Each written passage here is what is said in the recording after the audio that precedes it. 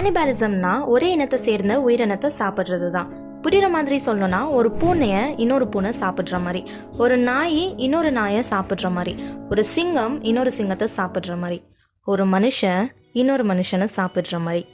Ancient டைம்ஸ்லேருந்து இப்போ recent times வரைக்கும் human cannibalism is well documented. ஆனால் இந்த வீடியோவில் 6 அறிவுள்ள ஹியூமன்ஸ் எப்படி இதில் இன்வால்வ் ஆகினாங்க. பிகாஸ் நம்மளால் யோசிக்க முடியும், அப்படி இருக்கும்போது இன்னொரு மனுஷனை கொன்று எப்படி சாப்பிட்றாங்க, அண்ட் இது எப்படி மனுஷங்களுக்குள்ளே இன்ட்ரடியூஸ் ஆச்சுன்னு பார்க்கலாம்.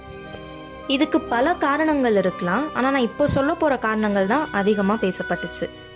நம்பர் 3, பழங்குடிய ஆஸ்திரேலிய மக்கள் ஒருத்தருடைய டெட் பாடியை கடைசியாக அவருக்கு மரியாதை செலுத்துகிற விதமாக அவருடைய ரிலேட்டிவ்ஸ் சமைச்சு சாப்பிடுவாங்களாம். இது ஒரு ரிச்சுவலாக ஃபாலோ பண்ணியிருக்காங்க. அண்ட் அதுவும் இல்லாமல் நிறைய சீக்ரெட் சொசைட்டி இது ரிச்சுவல்னு சொல்லி ஃபாலோ பண்ணியிருக்காங்க. நம்பர் 2, ஒரு மனுஷனுடைய ஒரு பர்டிகுலர் உறுப்பை சாப்பிட்டா அவங்களுடைய சிறந்த குவாலிட்டியை பெற்றுக்கொள்ளலாம். இல்லை, இந்த சூனியெல்லாம் பண்ணும்போது பவர் கிடைக்கும்னு நம்பி மனுஷங்களை சாப்பிட தொடங்கினாங்களாம். ஆஃப்ரிக்காவில் பிளாக் மேஜிக்காக கேனிபாலிசம் அண்ட் ரிச்சுவல் மர்டரை பண்ண தொடங்கினாங்க.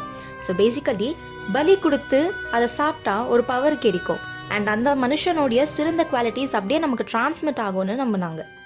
நம்பர் 1, பாவர்ட்டி, வறுமை, பஞ்சம், இதெல்லாம் தான் கேனிபாலிசமுடைய துவக்கமே. ஃபர்ஸ்ட் சொன்ன 2 ரீசனுமே மனுஷங்க நம்பி தொடங்கினது. ஆனால் சூழ்நிலையின் காரணத்தினால தான் கேனிபாலிசம் மனுஷங்களுக்குள்ளேயே தொடங்குச்சு. சாப்பிட்றதுக்கு எதுவுமே இல்லாதப்போ ஒரு மனுஷனை இன்னொரு மனுஷனை கொண்டு சாப்பிட ஸ்டார்ட் பண்ணாங்க.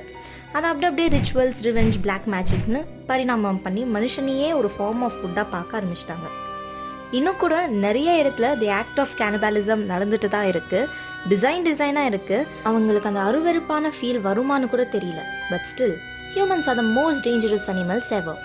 அண்ட் இதுக்கு மேலே நிறைய இன்ட்ரெஸ்டிங் டாபிக்ஸ் ஆன் த வேல இருக்குது. அதை பற்றி தெரிஞ்சுக்க நீங்கள் இன்ஃபர்மேட்டிவாக நம்ம சேனலை சப்ஸ்கிரைப் பண்ணிக்கோங்க. அண்ட் தேங்க்ஸ் ஃபார் வாட்சிங்.